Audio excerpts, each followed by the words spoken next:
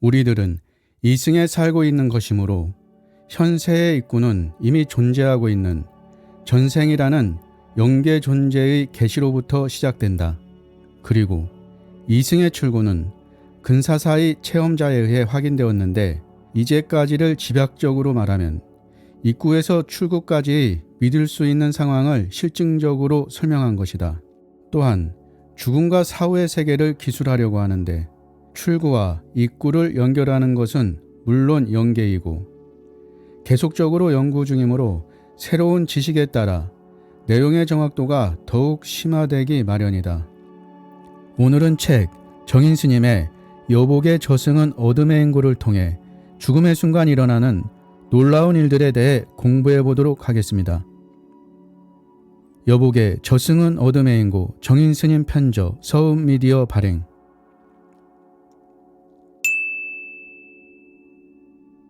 이것은 오늘 영상의 순서이며 끝까지 시청하시고 죽음의 순간에 대한 깊은 배움의 시간 되시기 바랍니다. 죽음이라는 의식의 이탈, 유체 이탈을 자각할 때 수호령의 인도를 쉽게 받을 수 있다. 죽는 순간과 유체 이탈, 삶에서 죽음으로 넘어가는 결정적 순간은 감지되기 어렵다.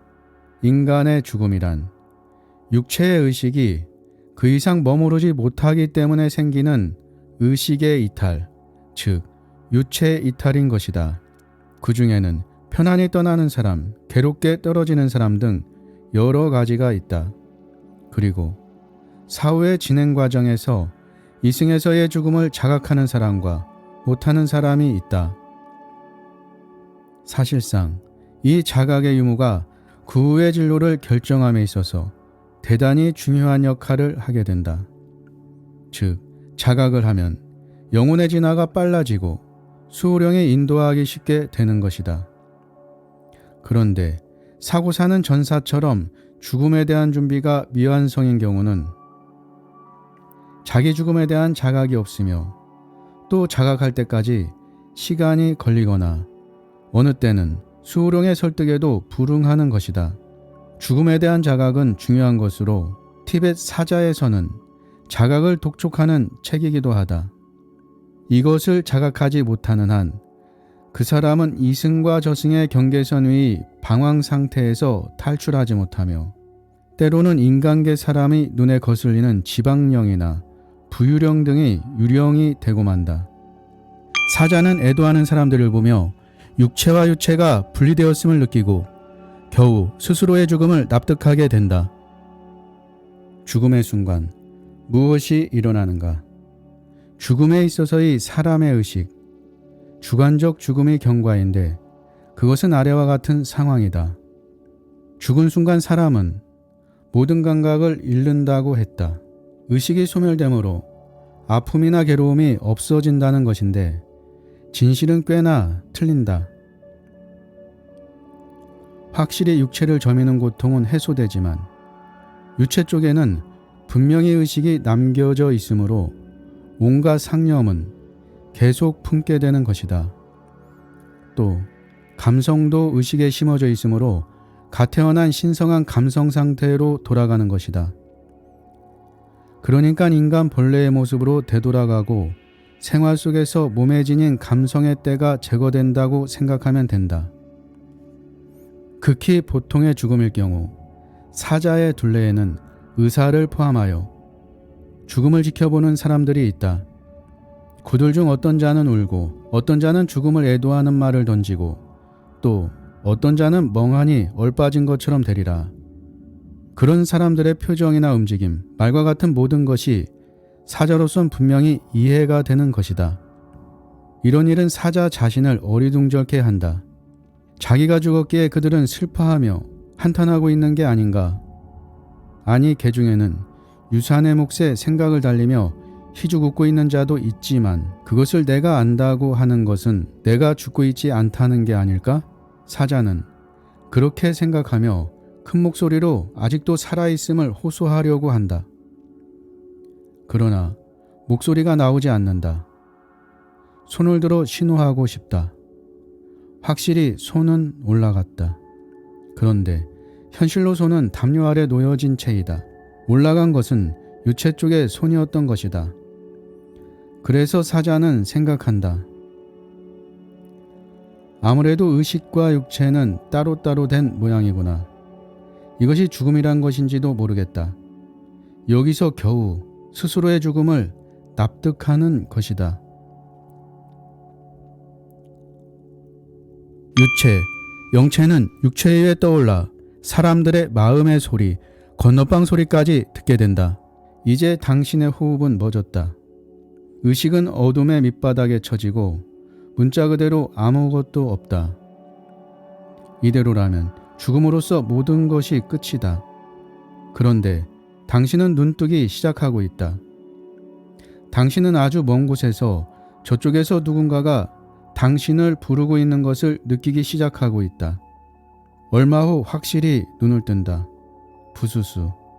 눈을 비비면서 주위를 살펴볼 것이다. 그리고 일어선다. 마치 번데기가 누에고체에서 빠져나오듯이 당신은 시체에서 빠져나온다. 그 다음에 당신의 주위가 자기 어깨 정도로 좁아지면서 약간 밝은 연통 모양으로 변하고 급속도로 당신을 위쪽으로 끌어올린다. 차차 속도가 빨라지고 결국은 눈을 감게 할 정도의 속도로 당신을 2000에서 3000m까지 상승시킨다. 그 중에는 옆으로 누워있는 상태를 느끼는 사람도 있다. 이때 당신은 공포와 불안이 뒤범벅이 되어 소리치겠지만 그것도 주위에서 울려오는 큰 음향 때문에 희미해진다. 큰 힘으로 끌어올려지는 동안 불쾌한 소리 때문에 귀가 멍해진다. 이것을 미국 사람들은 허리케인과 비슷하다고 표현하고 있다. 다음에는 돌연 밝은 곳에 내던져진다. 어찌된 영문인지 이제 당신은 당신 육체의 3에서 4m 위 상공에 45도의 경사로 떠 있다. 그런 다음에는 무엇이 무엇인지 알 수 없게 된다. 아래의 육체가 자기 자신인지 떠 있는 것이 자기인지 전혀 알 수가 없어 당황하게 된다. 얼마 후 공중에 떠다니다 보면 자기 의사에 따라 움직이는 공중의 자기가 진짜인 것처럼 착각하게 된다. 아래를 내려다보면 자기 육체를 둘러싸고 친형제들, 친척들, 친구 등이 슬피 울고 있다. 특히 불가사의한 것은 당신은 그들 각자의 마음속을 손바닥 보듯이 알 수 있다는 점이다. 점차 당신은 현재 상태, 즉 공중에 떠있는 죽었는데도 죽지 않은 자기 자신에 대해 질려버린다. 당신은 바로 밑에 있는 사람들 목소리뿐만 아니라 다른 방에서 장례 절차를 상의하고 있는 조그만 소리까지 듣고 있다.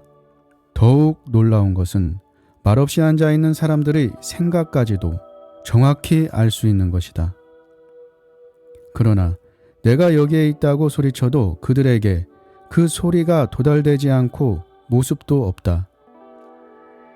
영혼은 밝게 빛나는 발광체를 보며 경탄과 흥분, 행복감에 젖고 당신에 대해 모든 것을 알고 있는 누군가 당신을 부르는 소리를 듣게 된다.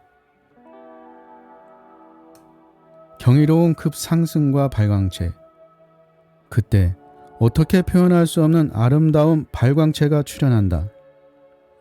근사사 체험자가 경탄과 흥분으로 눈을 빛내면서도 약간 수치심을 갖고 강조하는 것이 이 발광체인 것이다. 지구상의 모든 나라와 민족을 막론하고 이 발광체를 본 사람들이 이구동성으로 말하는 것은 이제껏 밑바닥에 깔려있던 불안감, 공포감이 흔적도 없이 사라지고 몸에 녹아드는 안도감과 행복감이 가득 차서 한 발짝도 떠나고 싶지 않은 기분이었다는 것이다.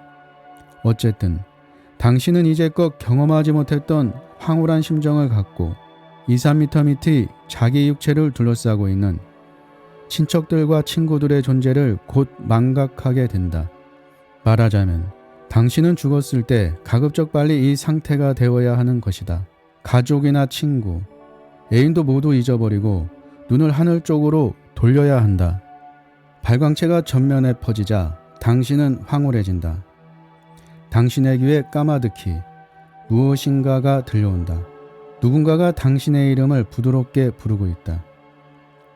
당신을 충만하면서도 부드럽게 감싸고 있는 발광체는 더욱더 빛이 찬란하다.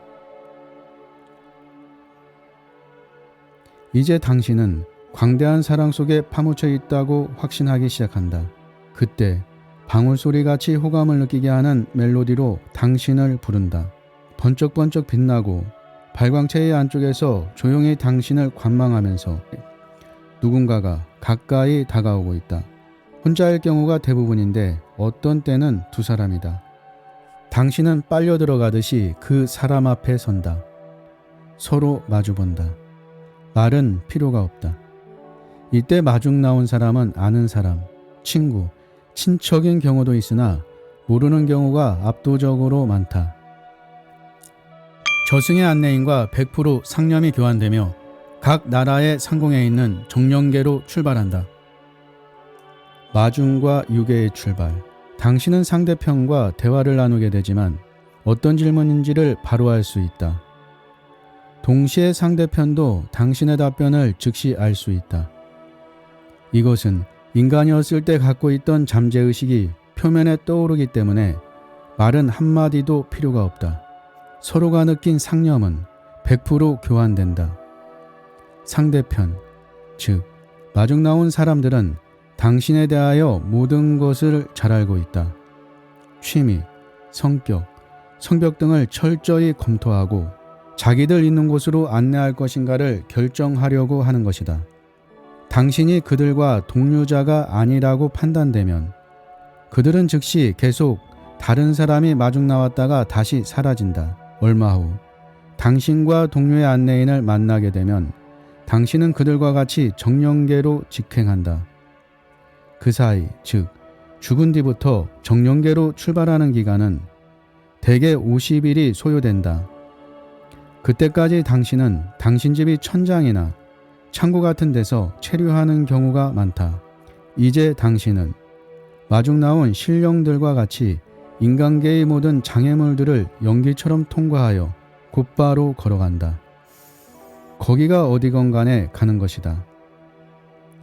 당신은 자기의 영체가 상승하고 있는 것을 느끼지 못한다.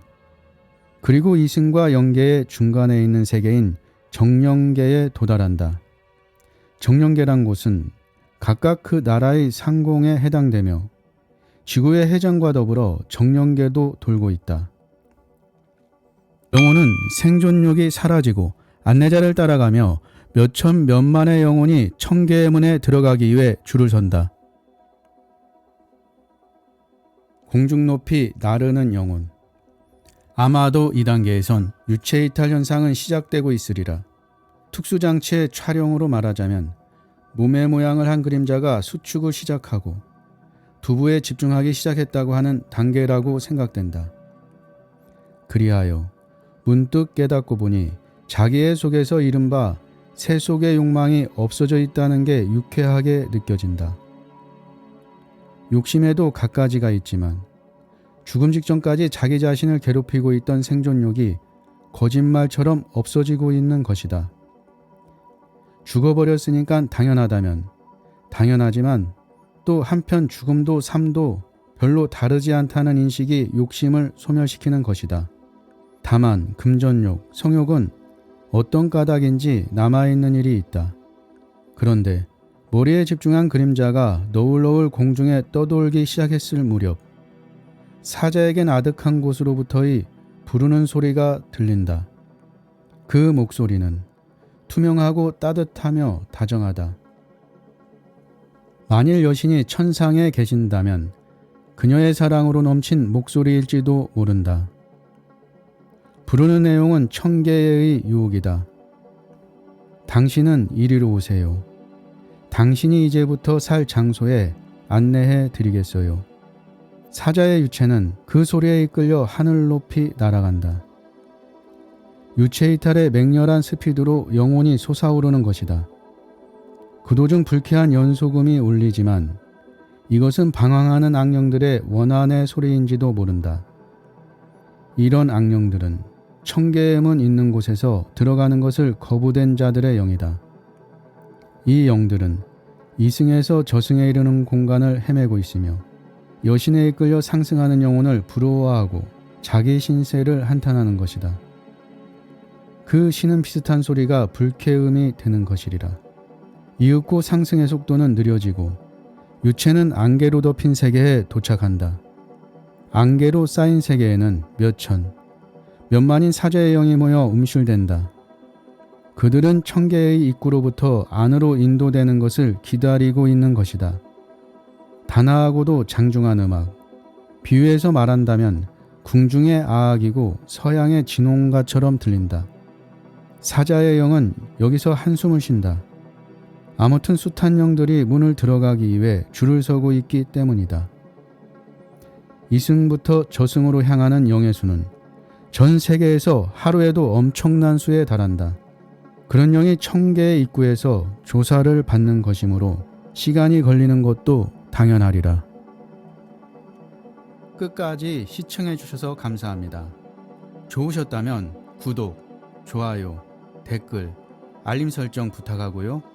당신이 희망입니다. 당신이 최고입니다.